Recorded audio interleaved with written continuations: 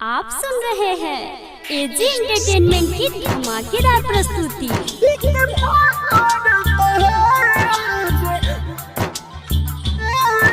Mix by AG recording studio. DJ Mukesh Chakiya.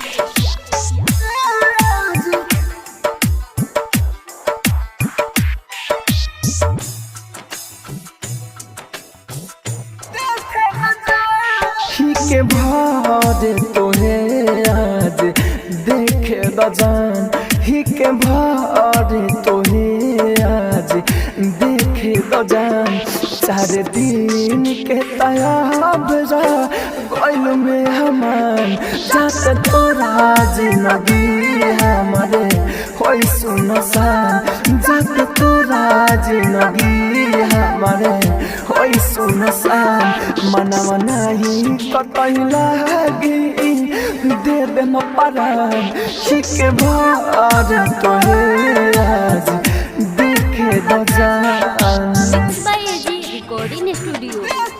DJ Mukesh चकिया।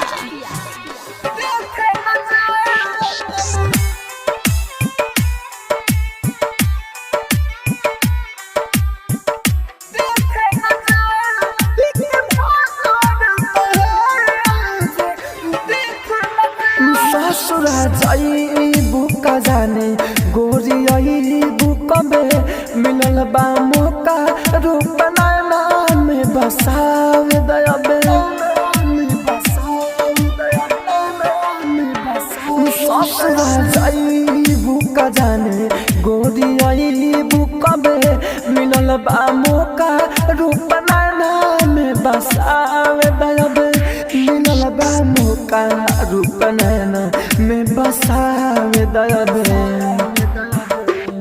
दुआ बाटे हमारा खुश रखस भगवान दुआ बाटे हमारा खुश रखस भगवान अंतिम मिलन गोरी हो जाए अभियान ही के बार तोहे आज देखे दजान। आप सुन रहे हैं एजी एंटरटेनमेंट की धमाकेदार प्रस्तुति।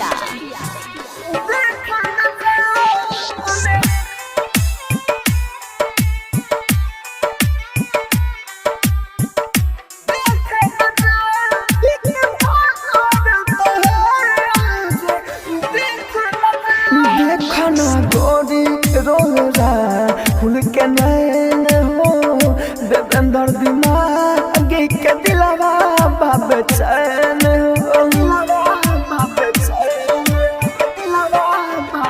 देखना राहुल के रोए गोरी नैन हो देवेंद्र दिमाग के दिलवा बाब चैन हो देवेंद्र दिमाग के दिलवा बाब चैन हो मनोज अनिल से होई पहचान मनोज अनिल से होई पहचान अब तो हम गोरी हो जा एमहो बिरान शिकबार तोहे आज देखे दजान।